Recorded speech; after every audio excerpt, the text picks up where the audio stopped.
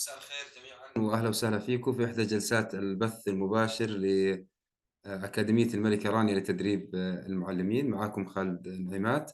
بحب انوه انه هذه الجلسه باللغه الانجليزيه، لكن يتوفر خيار الترجمه باللغه العربيه، فالرجاء الذهاب لايقونه الكره الارضيه ثم اختيار خيار اللغه العربيه، ويفضل انه نعمل ميوت للصوت الاصلي حتى نستطيع سماع الترجمة بالشكل الصحيح.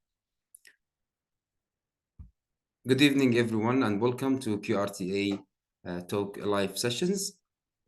Today we have our guest from the United States.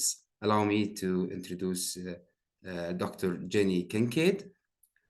Dr. Jenni Kincaid is a global education leader who has dedicated her career to transforming education for learners. She is an education development consultant who is a trusted advisor, strategist, and practitioner of education and training to communities around the world. Jenni has over 20 years of experience in academia, government, and industry sectors. She has spent 10 years living in the Middle East and working on large-scale learning and development education projects worldwide. Jenni is a certified teacher, principal, and superintendent in the United States, and is a qualified education assessor and internal and external verifier in the United Kingdom. She holds a doctorate of education in leadership and learning in organization from Vanderbilt University, Peabody College of Education and Human Development in Nashville, Tennessee. Jenni is a passionate advocate for all people and education and believes everyone deserves access to high-quality education and ongoing skill development. She is committed to making a difference in the world through learning. What a bio, what an experience, Dr. Jennifer, and welcome to the QRTA Talk live sessions. The floor is yours, Dr. Jenni. Thank you, Khalid, and assalamu alaikum to everyone. Alaikum salam. Malcolm Gladwell wrote a book in 2005 called Blink, The Power of Thinking Without Thinking. In this research, a psychologist provided 3 10-second clips for students to evaluate teachers and professors. Now, there was no sound that was added in these clips. They just got to see the face, the person talking, and at the end, they were asked to assess the effectiveness of the professor and teachers. The amazing thing about this research is that when they compared the assessments that students made to the semester-long reviews, they correlated. How are people able to make these instant snap decisions with limited information? That research is called slices. We have thin slices and we make gut decisions, quick snap decisions. Now that works sometimes. And that's what I really want to be able to talk to you today about. As educators, we have the opportunity to help support people make decisions in their transitions. And so whether we make those quick decisions or we pause and sit in that space to help them to make better decisions, that's what we're going to talk about today in the power of transitions. Great. So, Jenni, allow me to start by asking you about if you can share with us a transition in your childhood that stood out and how it impacts you today. Yeah, absolutely. So I was born in a small state in the center of the United States called Iowa. I was the baby. So my sisters, I have 4 sisters. They're 8, 10, and 12 years older than me. So of course they were giants to me when I was a child. If you've spent any time around my family, you'll know that we're all storytellers. So, but the phenomenal thing about the way that we tell stories is that we will all tell the same story differently. If you listen to my sisters speak about their time with me when they grew up, they will tell you that they had to take me on every adventure, every outing, every time that they left the house, they had to carry me with them. Now I'll let that go on for a little while, and then I will intercede and say that's not true. Actually, I remember not being able to go with them more often than I was. I remember them yelling over their shoulder as they would pedal away that I was not tall enough, not strong enough, not big enough to be able to join any of the adventures that they were going on. If I was lucky, my mom would see me sitting there and she would sit next to me and she would tell me, Jenni, you won't always be too little. Eventually, you're going to be taller, bigger, and you're going to be able to do all the things that your sisters do, if not better. So with that, I think about how that impacts me today. And the reality is that I think about what it feels like to be left out, to not be included, and to have to sit in a space where you don't feel connected or belonging. So it's really important to me that classrooms, communities, schools have the opportunity to make sure that there's belonging, community, connection. Mm-hmm. The other part is that I was thankfully born before technology, right? So I didn't have the opportunity to Google what my challenges were, and I sure couldn't ask Claude. So that put me in a position where I had to sit and be in that space. But I think that also challenges us as educators to make sure that we spend time with learners who have access to information that we didn't as youth, right? So we have to make sure that we are connecting with people at the human level and making sure that we have resources that are available to kids because they have all of this information at the touch of their hands through their phones and devices. Amazing. And good to see that you went through all these experiences when you were a child. So that would lead me to another question, Dr. Jenni. So did you really set out to be an educator? No, I initially, actually, I was studying sociology. I studied psychology. I don't believe that I intended to be an educator. I knew that I wanted to work with people, right? So to me, it didn't really matter what the format was. I just wanted to have the opportunity to be of service and assistance to others. So at the point when I had graduated from college, I ended up actually following in family footsteps. So my sister and my mom, and actually even my father for a brief time, were involved in law enforcement. So I transitioned into criminal justice and I started working for the Superior Court in Arizona. And I was a juvenile probation officer. For those of you who may not know kind of what a juvenile probation officer does, we're responsible to the court. So we basically have to ensure that anytime a judge gives orders, that we ensure that the people who are released complete those orders and are successful. So that being said, I think one of the first things that I remembered is that space that I talked about when I was younger. And so when I had the opportunity to review terms of probation with families, I always made sure that I sat alongside of them after they had come outside of court.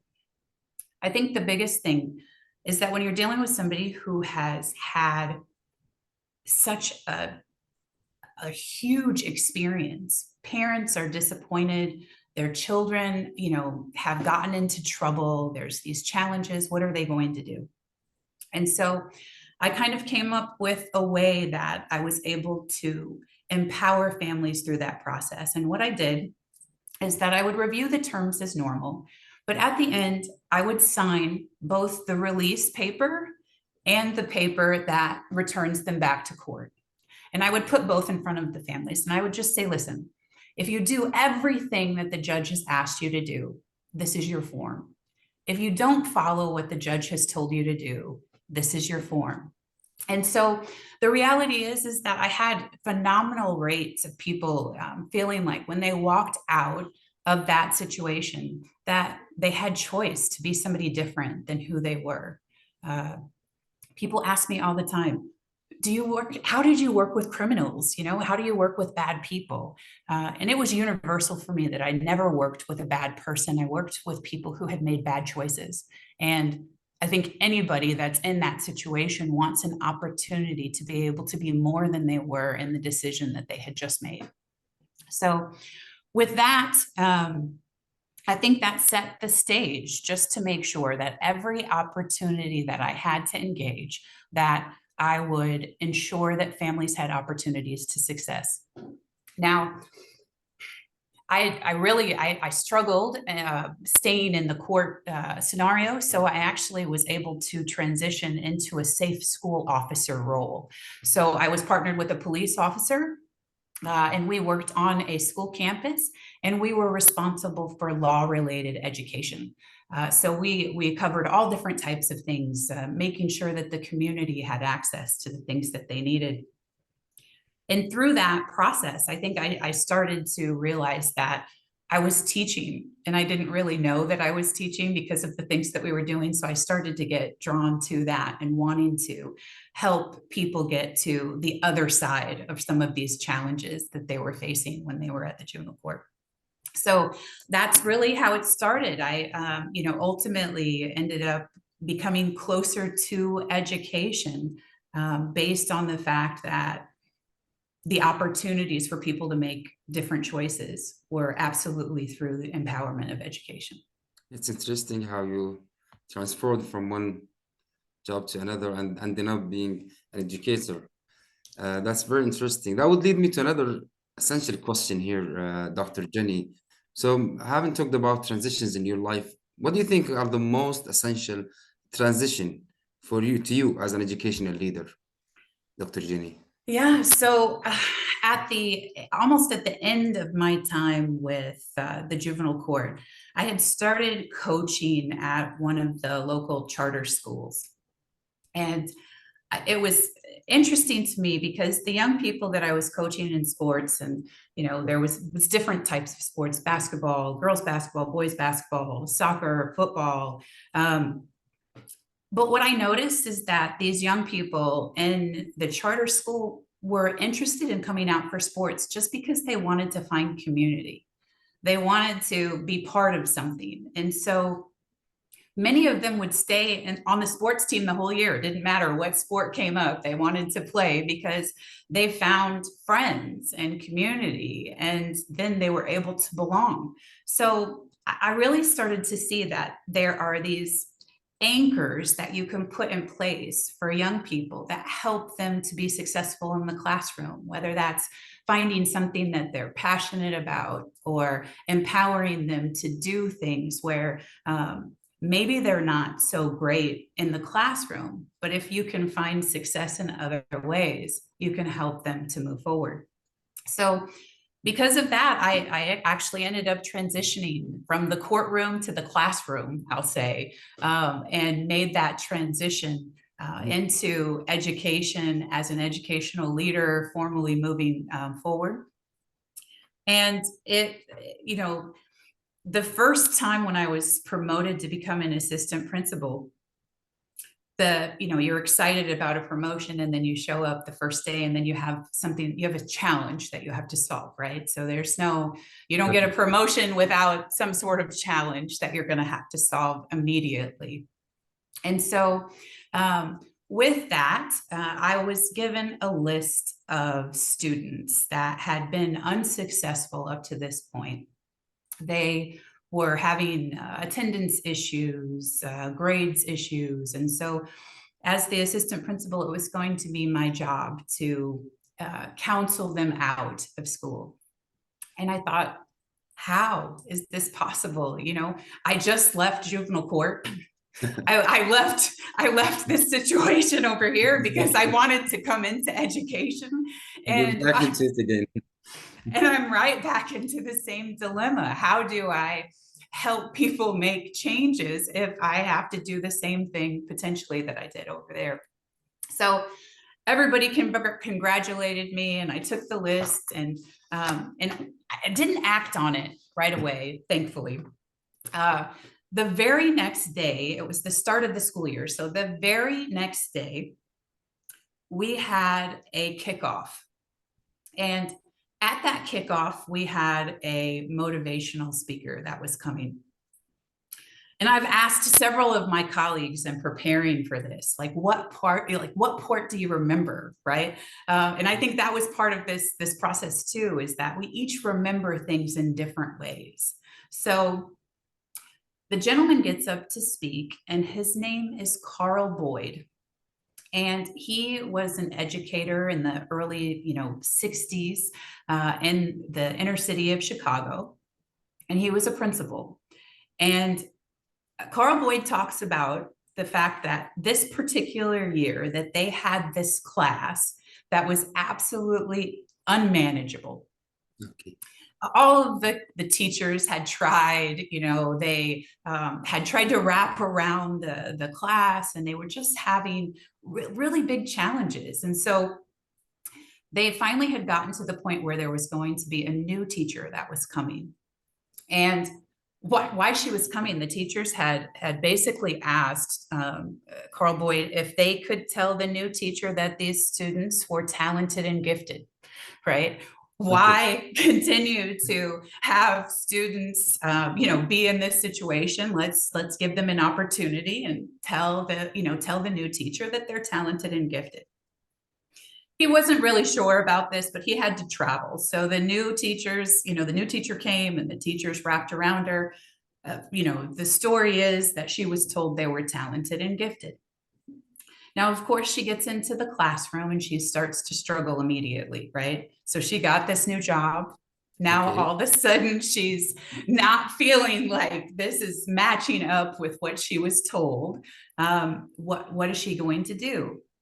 So at that point in time, there was this it was a different time. So there was legislation or law that teachers could not see students' assessment records, right? And they didn't want teachers to be able to see the assessment records because they didn't want teachers to make assumptions about whether or not students were capable. So the only person that had access to those records is Carl Boyd.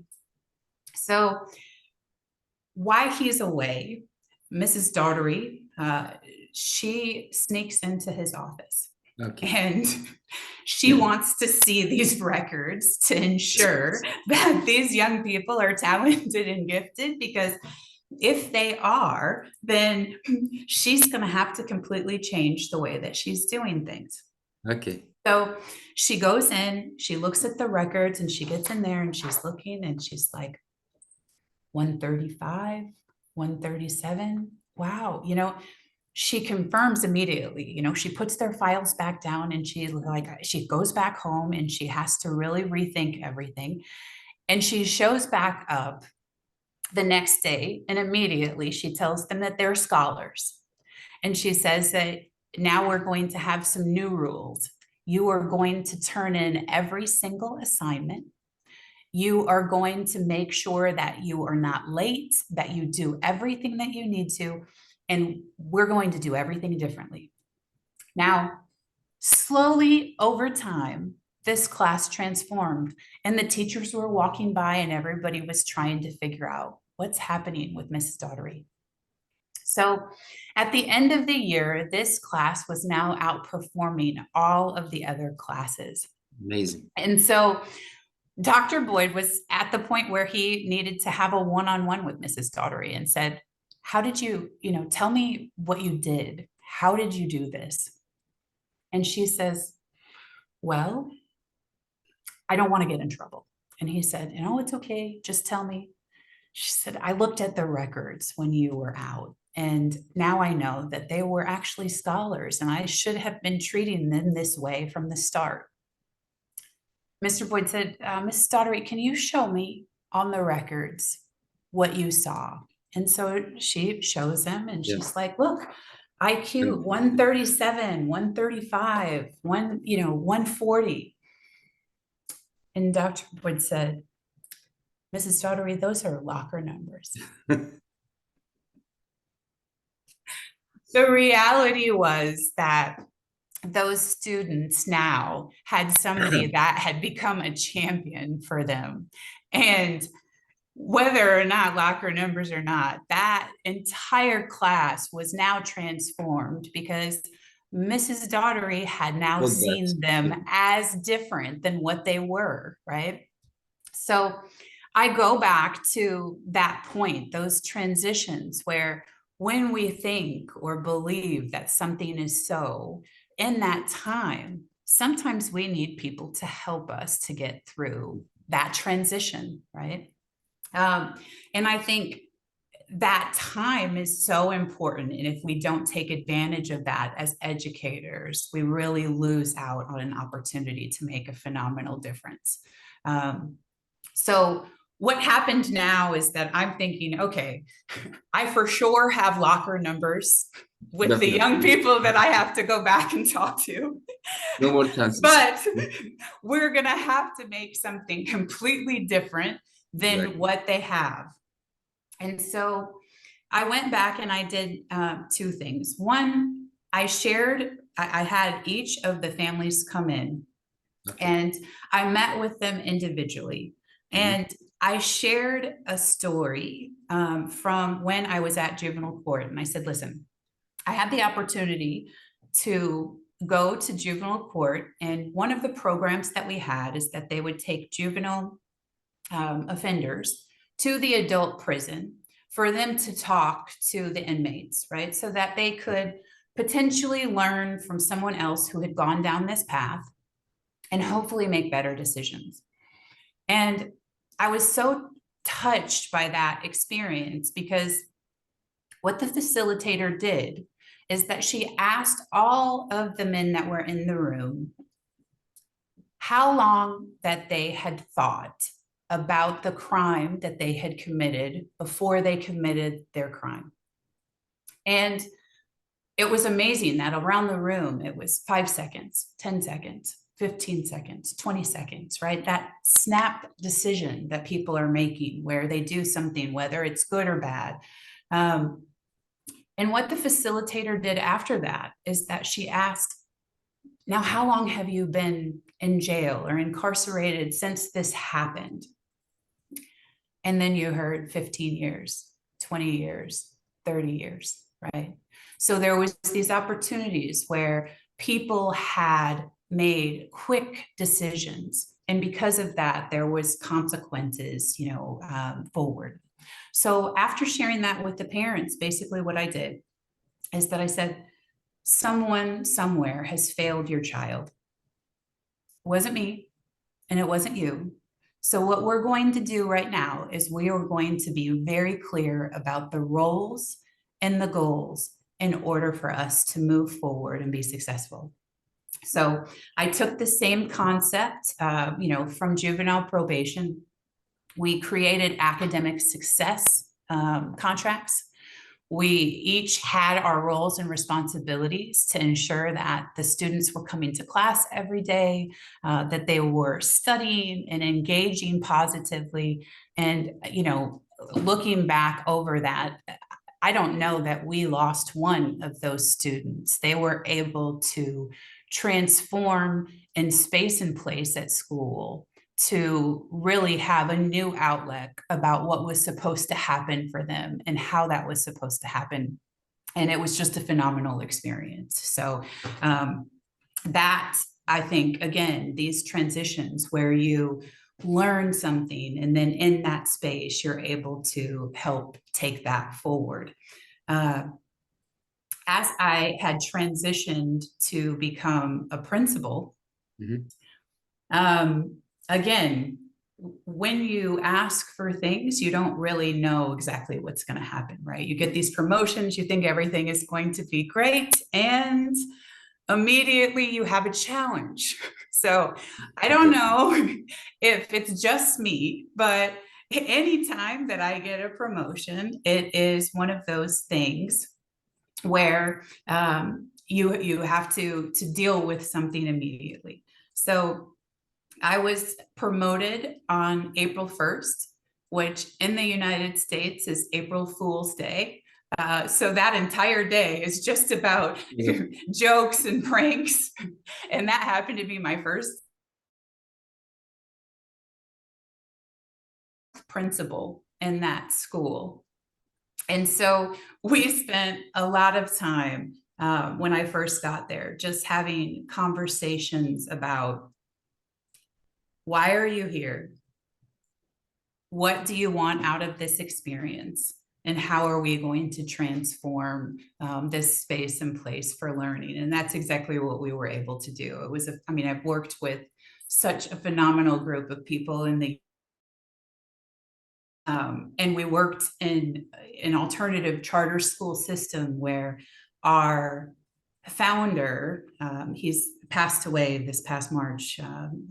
He was committed to creating schools and places where no one else would build schools, right? So he went to places where, again, most district schools would not go. He gave families opportunities. And our mission and vision really was that every student could learn. And when you reinforce that with the things that you're believing in and you give kids opportunities, that's exactly what happens. So those were, you know, just a few of the stories, but the experiences across all of the amazing people that I worked with and all of the amazing young people that we had the opportunity to serve in those schools has been something that has stuck with me this entire experience. Interesting experience, Dr. Jenny, with some funny stories here and there.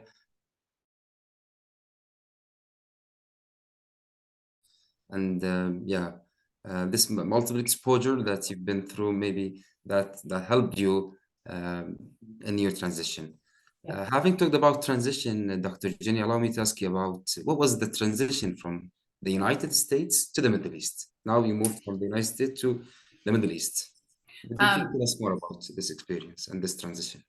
Well, in order to tell that, I'll have to go back. So Okay. one of the things we were able to do is that we were able to qualify for a 21st century grant. And in the US, that is federal dollars that you don't have to pay back, but it was a $1 million grant.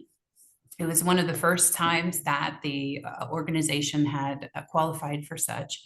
And through doing that, it enabled me to hire a lot of different staff, new programs, things like that. The challenge with the grant is that after it has a life cycle and you run out of those funds, you have to make decisions about what would happen. And so that particular year, June, July, spring of 2013, I had to go to a budget meeting. And again, you know, here's the scenario where you're going to have very, challenging conversations about how do you make cuts? And, you know, it hit me. I think maybe I had bought a car 2 days before that meeting. When I was in the meeting, I thought maybe I shouldn't have bought the so we go through the budget meeting, and after, you know, almost 11 years of service, and I knew these people very well, they were, you know, very close with me.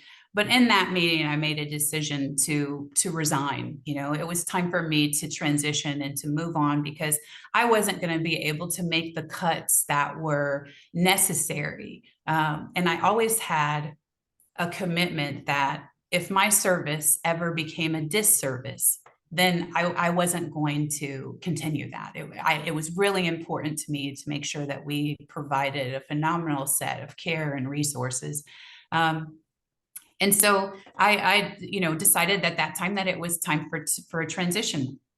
And in the process, of course, had the opportunity and had been interviewing with Vanderbilt University because we had done some phenomenal work at the school where I was. So we had accolades about being a turnaround school. We had raised scores.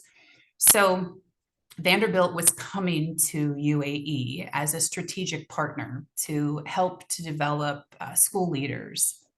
And so I had been in that process for quite some time, but finally, I think anyone who's worked out of country, you know that it takes time when you are in the process of trying to go someplace else to work, right? You will anticipate that your paperwork is going to be done and all of these things happen. But by February of 2014, I was on my way to UAE. and had the opportunity to be part of the leadership development program here.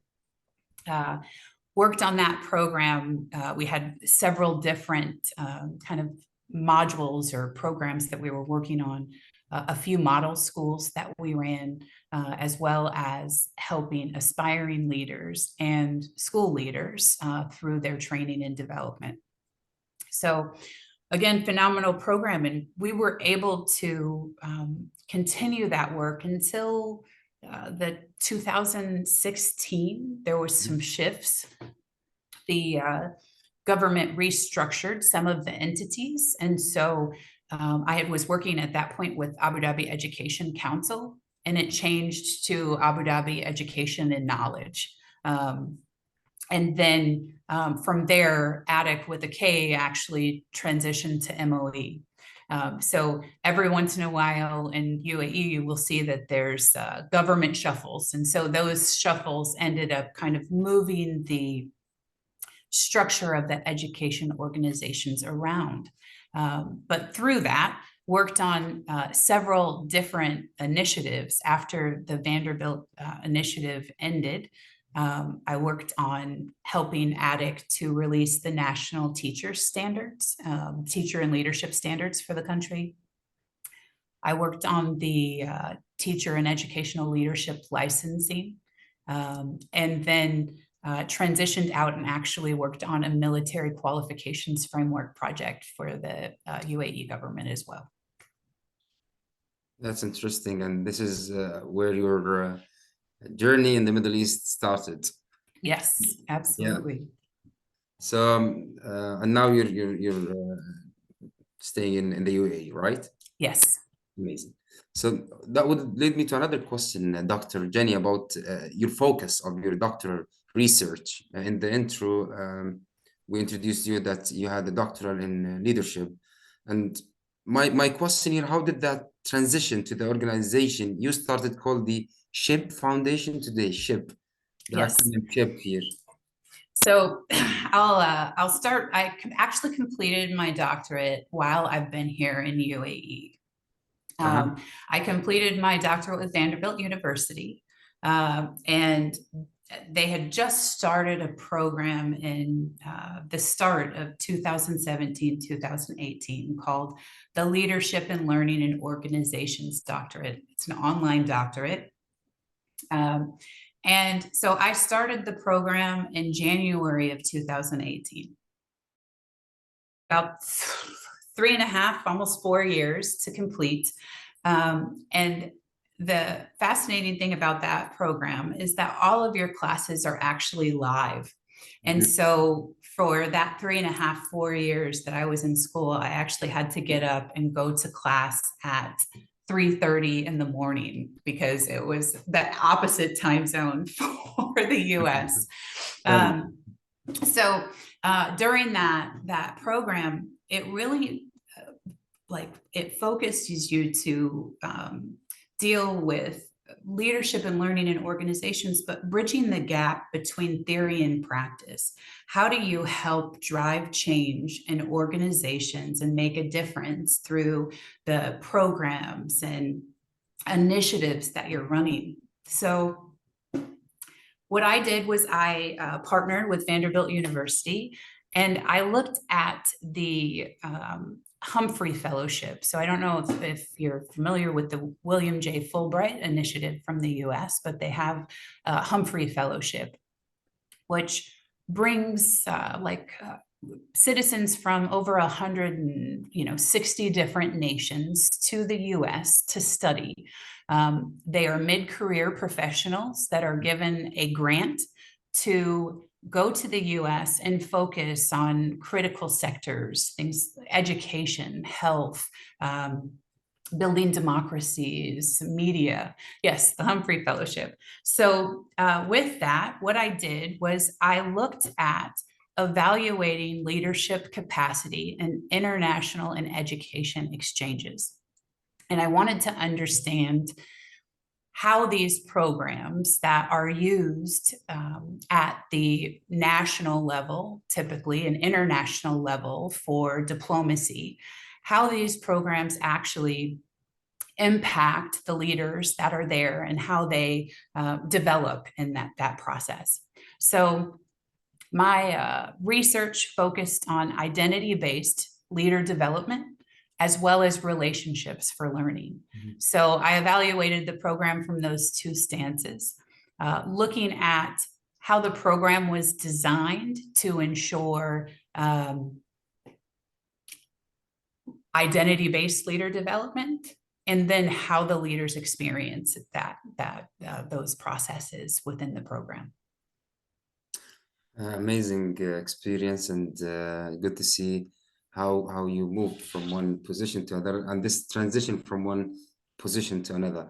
Lots of questions here, Dr. Jenny, in the chat I can see, and in the QA box. But before moving to the questions of the audience, we'd like you to wrap up this interesting 40-minute, let's say, live session. What's your takeaway? What's the takeaway that would like the audience to leave To take the away session? with? Yeah. So the last portion of the question that you had talked about was how that research actually launched the SHIP Foundation, Ship Foundation. right? Back to the ship. Back to the ship.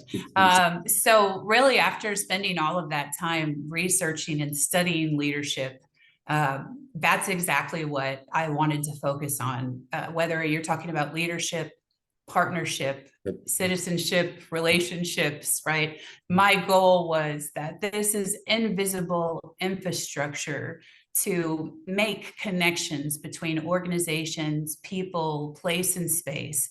And so if I could dedicate the rest of my time that I have working to focus on how to help people to shape their ship, right, in the ways that they want to move that forward. So if I think about the work that I'm doing through that, I've been lucky enough to university. They are transitioning back to UAE to launch. They've got the same doctorate program that I did will now be offered in UAE during the time zone here. So for the first time ever, available in UAE time zone. And we hope to build that out in more of a global way. So that will launch into other, cities and countries. And then the other thing that I'm doing is I'm working with emerging ed tech companies that are interested in coming to the GCC region or to UAE. And I'm partnering with organizations that are evidence-based, that have their own developers, and that have a keen desire to make a difference in education. So once I have those partners, then I actually work to find educational leaders and innovators in the education space to help ensure that I can kind of help leaders not have all of the noise within the ed tech space, right? There's so much going on. There's so many different tools, and what do you use? How do you integrate that?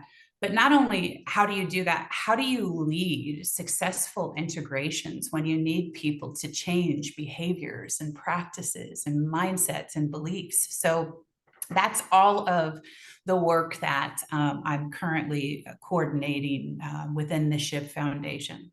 The takeaways, I think, that I would like to make sure that people think about is, when I shared that, my sisters and I told stories, and we told them in different ways. I think about the fact that when I remember, I was maybe 8. That meant that my sisters were at that point 16, 18, 20.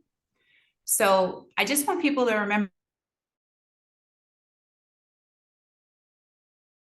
remembered something distinctly different because they grew up at a different time and space, but I didn't remember all of the things that they did. And so I think sometimes we can get lost in, are you right or wrong? And so the first takeaway I would say is just stay more curious than certain. There's going to be opportunities and times where if you are able to connect with people, you can do transformative work. The second thing would be to empower people with agency, choice, and belonging, irrespective of what their choices are, even if those are limited, right? Help people to connect and make better choices and to have the opportunities that are going to drive them forward towards success. And belonging. And then as a leader, do your best to remove all barriers to success. You know, that was one of my focuses. It remains the focus, is that, you know, put people in a position where they can show up better tomorrow than they did today, provide the supports and reciprocal responsibilities as a leader, and just really take care of people to make sure that you can leverage those relationships and people can transform into anything that they want to if they have the right resources, support, and environment. Dr. Jenni, thank you so much. That was really enriching and interesting session about the transition. So let me move now to some of the questions. In fact, I have lots of questions, but for the sake of time, I'll choose some of them. You already answered some of the questions. I'll take some of them. Let's have this question from Kharaf Shurufat. He's asking about how did leadership make communication system? Let me put it another way. He's asking about the relationship between leadership and communication. Yeah. Which is one of the 21st century skills. Yeah, absolutely. I would say first, I come from a school of thought that I separate leader development from leadership development, right? Leader development is, so it's your personal development, things that you can do on your own. When you're talking about leadership, leadership is something that you can only do in context, in role. It's your ability to create place and space where people are creating outcomes. So leadership, in essence, is not something that you can do on your own. It's something that you lead through other people, and those become the outcomes. So communicate, right? That's the invisible infrastructure that makes all of this go. And if you cannot communicate ideas in the minds of others, then you're just a leader on a walk. That's a nice metaphor. So let me move to a question from George, and he's talking about the AI. You know, now we've got the ChatGPT, the AI everywhere. So he has a question: how can AI transform education systems, school leaderships, teachers, and teaching approaches and strategies for a better outcome? So, as you know, the AI is a double-edged sword now. So how can we transform it into a better outcome in the field of education? Yeah, technology is a tool no different than the emergence of teachers, text, talk, tech, tests, right? All of the 5 T's are no different. They're just modalities of ways that we can interact with students. Technology has a tremendous benefit to help us to leverage opportunities. I think the biggest thing that I hope is that we can combine and continue to combine technology with what we know about social science research to ensure that as we are growing technology at the speed that it's happening, that we're also integrating what we're learning about our biases and ensuring that we are making technology inclusive and accessible to all people. I worry about the gap between those who have access to technology, you know, even behind certain paywalls, right? You know, people have access to certain things.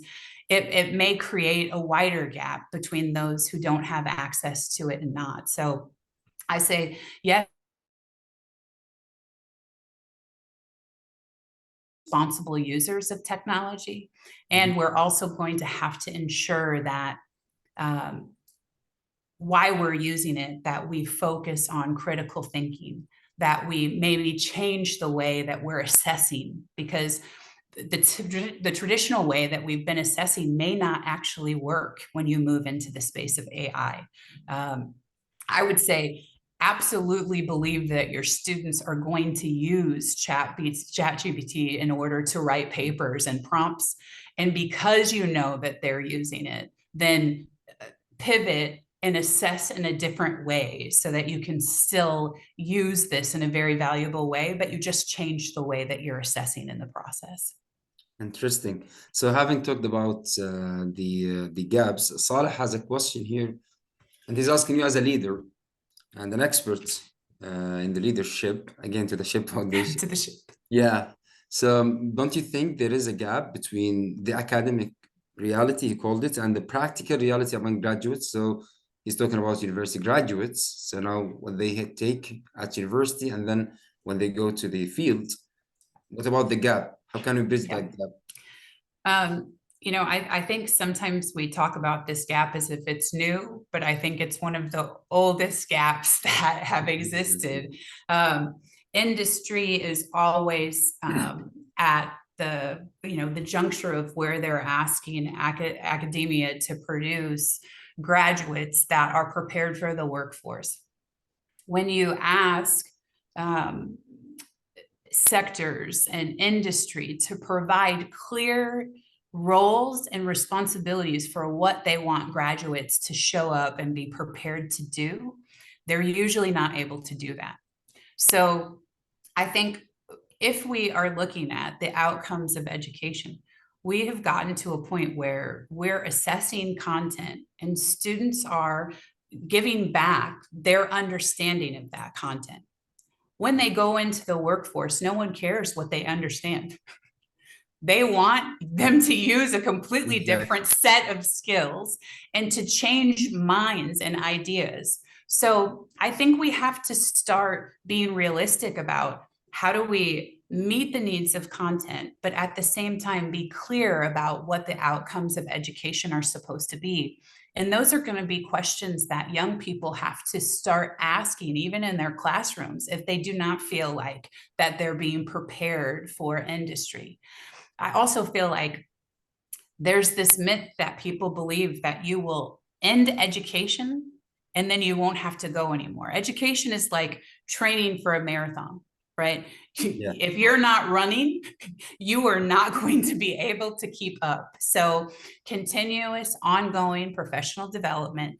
I think that I resonate so closely with QRTA's mission in order to provide high quality professional development to ensure that educators are equipped, acknowledged, and have the resources that they need in order to make a difference in the classroom. And so I think if they're listening to this conversation today, they're already ahead because they are taking their personal and professional development as a priority and they're engaging in this space already. Thank you so much. I think we need to take one more question because I have many questions. Apologies if you couldn't cover all the questions.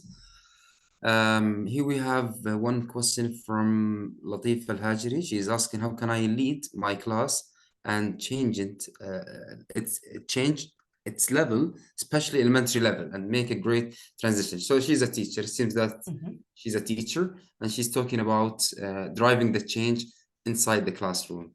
Yeah.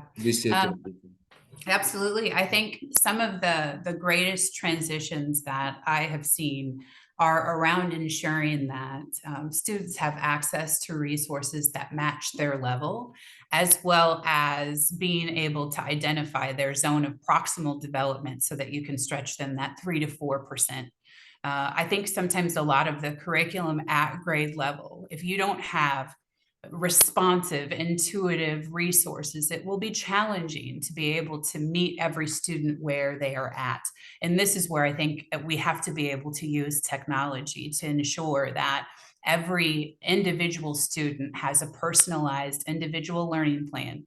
And I think that becomes even more important, Latifa, at the time where we're trying to close this gap of where people were out of school, where we had COVID and people weren't able to access classrooms. And so I think we just have to look at evidence-based practices and ensuring that we provide the support and resources for students to be able to engage and develop. Dr. Jenni, lots of questions about how to communicate with Dr. Jenni. If you'd like to share with us, if there is a website, LinkedIn. Yeah, absolutely. The by LinkedIn. It is my LinkedIn profile was attached to the registration today. The SHIP Foundation is just that. It's www.shipfoundation.org. And so either way, you can reach out, via the website or by LinkedIn, and I would be delighted to be connected. And that's interesting. At the end of this session, I'd like to thank our great guest for today, Dr. Jennifer Kincaid. It was a really informative session and lots of comments, interaction in the chat box, and questions about this session. Hopefully, we can have more sessions in the future, inshallah. Thank you very much, Dr. Jennifer. And just one more note for those who are asking about the certificates.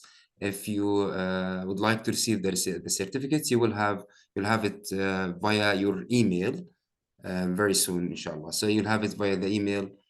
You'll have the certificate of attendance. Dr. Jennifer, would you like to add anything?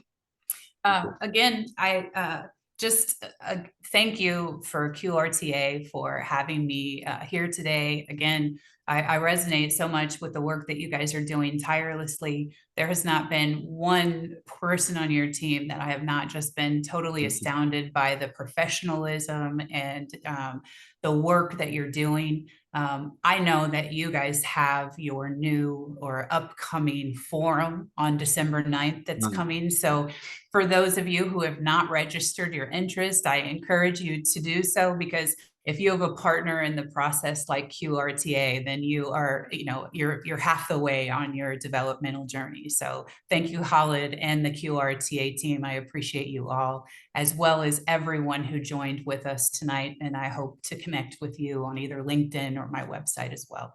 Thank you very much, Dr. Jennifer, and you've really nailed it today. All right. Thank you so much. Have a wonderful night. All right. Thank you. All right. يعطيكم ألف عافية جميعا. شكرا لكم. تذكير بأن الشهادات يمكن الحصول عليها عن طريق الإيميل. Goodbye. Bye.